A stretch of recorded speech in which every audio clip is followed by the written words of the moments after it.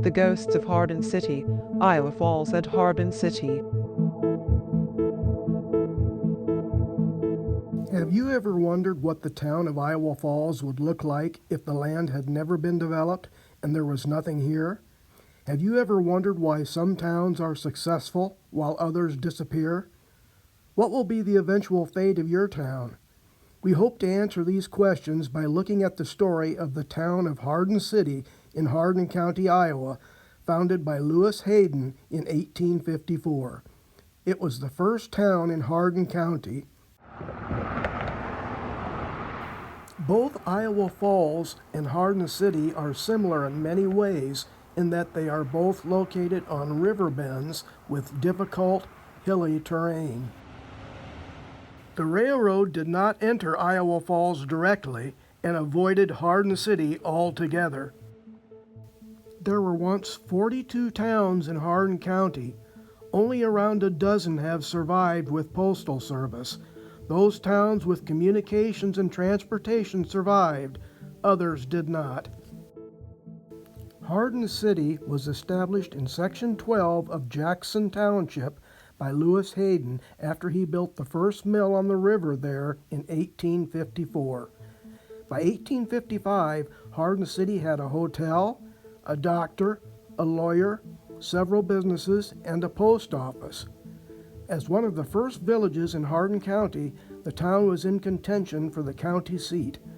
By the end of the Civil War era in the early 1870s, Hardin City had a population of around 1,000 people, larger than Iowa Falls at the time. The town was inside the oxbow of the river with a park on the east hill above the town.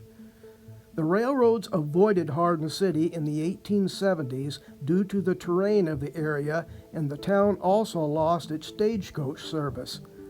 Since Hardin City had never officially incorporated, the town lost its post office, and by the early 1880s, the town was gone.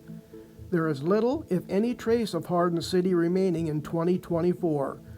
The former residential area is now private property, and the park has been reclaimed by nature as the Hardin City Woodland State Preserve. Iowa Falls, Eagle City, and Hardin City occupy the major bends on the Iowa River in the northern part of Hardin County. The terrain and the need to bridge the river made it difficult for the railroads and the stagecoaches to serve the towns. Iowa Falls was served by its twin town of Roxylvania. Hardin City had no such twin town. Hardin City was located just east of the river on 170th Street, just across the new Hardin City Bridge, which was built in the 1982-83 era. Standing on the bridge, the old town of Hardin City was located just to the right.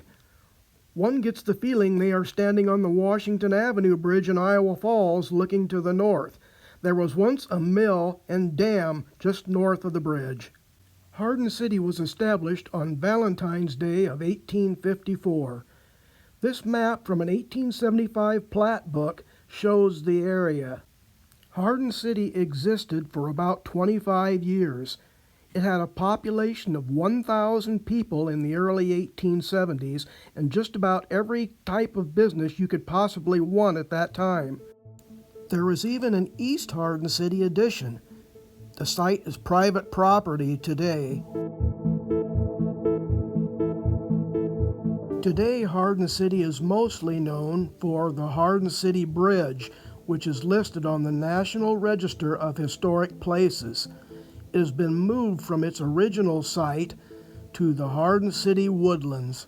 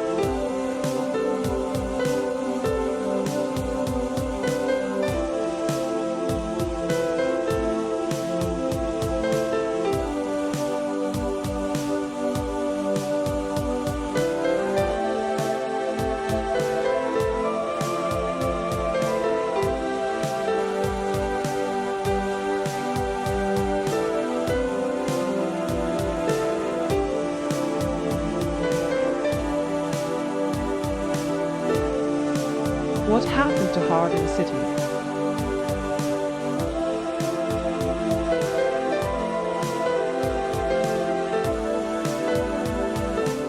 The railroads of the time avoided the river area entirely, and they built their bridges in Roxylvania near Iowa Falls. This left Harden City isolated in its loop on the river. Although the Hardin City area was highly attractive to the indigenous people who lived here, Hardin City itself was in a difficult location for the railroads or the stagecoaches to engineer. With no stage service, they also lost their post office. Even the town's parks were excavated for gravel.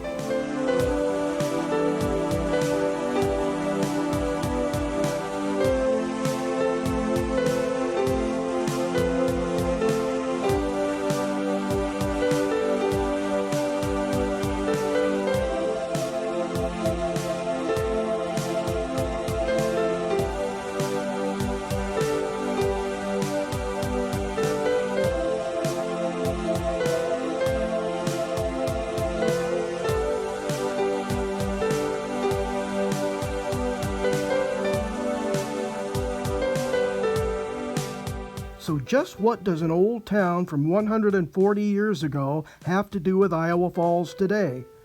Well, perhaps maybe we can learn something about our future from our past. If Hardin City had survived, it might encompass quite a large area today, just like Iowa Falls. Iowa Falls maybe doesn't have to worry about a stagecoach, but we also have to worry about transportation. In our area that we are located on is not all that different from the Hardin City area with the big bend on the river. Transportation and communication systems, as well as the river itself, will no doubt be important factors in our future.